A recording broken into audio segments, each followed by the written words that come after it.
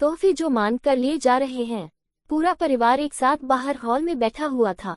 पोते प्रिंस का जन्मदिन अगले सप्ताह ही था, तो सब उसकी रूपरेखा तैयार कर रहे थे। आखिर जोर शोर से उसकी तैयारी चल रही थी। प्रिंस का जन्मदिन पूरे उत्सव की तरह मनाने का सबका इरादा था, जिसके लिए सास मीता जी, नंद मेघा और देवर विजय सब लोग बैठे हुए थे।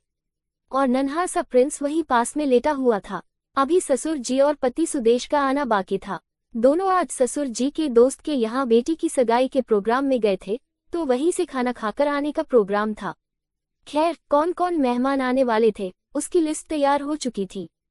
खाने में क्या मेनू होगा वो भी डिसाइड हो चुका था। यहाँ तक कि गार्डन कौन सा बुक होगा वो भी डिसाइड हो चुका था। बस अब तो जो इन सब के लिए पेमेंट निकाल कर जो देंगे, मतलब ससुर जी और सुदेश को बताना ही बाकी था। उनका ही इंतजार हो रहा था। तभी घर की बहू स्मिता सबके लिए कॉफी बनाकर लेकर आई।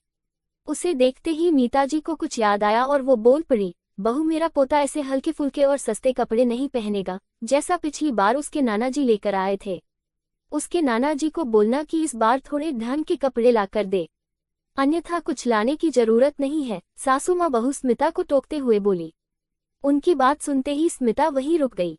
इससे पहले कि स्मिता कुछ कहती नंद देवर भी शुरू हो गए, और हाँ भाभी, उनसे कहना कि जो भी लाए ढंग का लेकर आए। आखिर पहला जन्मदिन है, कितने सारे लोग मौजूद होंगे। दूसरों के सामने हमारा सिर नहीं झुकना चाहिए। आखिर मेरा भतीजा लाखों में एक है, जो भी पहने शान और शौकत से पहने, देवर ने भी कहा। हाँ, पिछली बार उसके जन्म पर कितना हल्का फुल्का सामान लेकर आए थे। मम्मी ने भी मुझे दिखावे में वही खड़ा कर दिया था। मुझे तो लोगों के सामने सामान दिखाने में ही कितनी शर्म आ रही थी, जब लोग एक एक सामान हाथ में लेकर देख रहे थे। इस बार तो भगवान के लिए वो गलती नहीं होनी चाहिए, वरना मैं इस बार दिखावे के सामान के साथ नहीं खड़ी होंगी। पहले ही कह देती हूँ। नंद भी कहा पीछे रहती, सो उसने भी कहा। और उसके सोने के चैन भी कितनी हल्की थी, हाथ में लेते ही लग ही नहीं रहा था कि हमने कुछ सामान भी हाथ में ले रखा है। ऐसा लग रहा था कि नकली चैन पर सोने की परत चढ़ा कर ले आए हो। इतनी कंजूसी भी अच्छी नहीं होती, वो भी अपने पहले नाती के लिए। सास थी कि बोले ही जा रही थी। स्मिता को तो बोलने का बिल्कुल मौका ही नहीं दे रही थी। अभी भी बोलना बदस्तूर जारी ही था। अरे मेरा पोता है, कोई हल्की फुल्की चीज नहीं पहनेगा वो। जब तक उसकी दादी जिंदा है कोई हल्की चीज उसे पहना कर तो दिखाएं। सास पोते को गोद में लेकर लाड़ लड़ाते हुए बोली। मम्मी जी, नाना नानी की तरफ से तो नाती नातिन पैदा होते ही सोने की चेन पहन लेते हैं, नए कपड़े पहन लेते हैं, चांदी की पायल से लेकर के खिलौने तक, पालने से लेकर बिछोने तक, सब कुछ तो नाना नानी का दिया हुआ होता है। कभी दादा दादी भी तो कुछ लाकर दे। उसकी बात सुनते ही सास बोली, बहू तू तो ऐसे कह रही है जैसे हमने तो कभी कुछ लाकर ही नहीं दिया। नाना नानी ही आकर उसको 1 साल तक पास पोस कर बड़ा कर गए।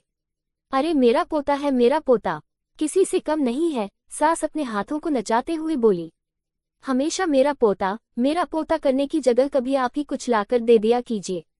मुझे तो अभी तक ऐसा कुछ भी याद नहीं कि आप कभी इसके लिए एक खिलौना भी लेकर आए हो, स्मिता ने कहा। अरे जब सब कुछ उसके पास है तो मैं अलग से क्यों लेकर आऊं? चीजें बेकार करने के लिए थोड़ी ना होती है। हाँ तो मम्मी जी, मैं भी तो यही कह रही हूँ कि जो लोग दे रहे हैं सम्मान पूर्वक ले लीजिए। उनसे मांग कर क्यों लेना?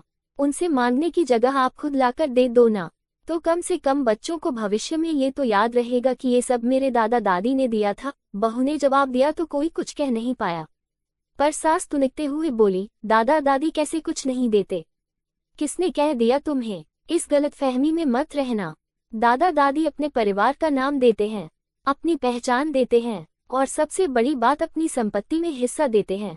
सबसे ज्यादा तो दादा दादी ही दे रहे हैं। बता नाना नानी करते हैं क्या कभी ऐसा? सही कहा मम्मी जी, दादा दादी जो दे रहे हैं वो तो कोई नहीं दे सकता, लेकिन ये सब वो मांगने पर नहीं दे रहे हैं, बल्कि पूरे हक से दे रहे हैं। जो वक्त के अनुसार उसके पास आता जाएगा, उसी तरह नाना नानी भी अगर जो दे वो अपने पूरे हक से दे, तब समझ में आता है। मांग कर लेना तो अनुचित है ना? आखिर स्मिता ने कहा। इससे पहले कि सास कुछ कहती ससुर जी कमरे में प्रवेश करते हुए बोले, बिल्कुल सही कहा बहू ने, हमारा पोता है तो हम ही देंगे। मतलब उसके नाना नानी से क्या लेना देना? वो जो देना चाहे अपनी खुशी से, अपने आशीर्वाद के साथ दे। हम उनसे मांग कर नहीं लेंगे। आखिर यूं मांग मांग कर लेने से हमारी भी इज्जत घटती है, और हमें अपनी इज्जत घटाने का कोई शौक नहीं है। आखिरकार ससुर जी ने ये सब कहकर बात को पूरी तरह से पूर्ण विराम दे दिया। इस पर नाना नानी से कोई डिमांड नहीं की गई, बल्कि उन्होंने जो दिया अपने मन से और आशीर्वाद के साथ दिया। कहानी अच्छी लगे तो लाइक, शेयर और सब्सक्राइब करें और कमेंट में अपने विचार अवश्य बताएं। धन्यवाद।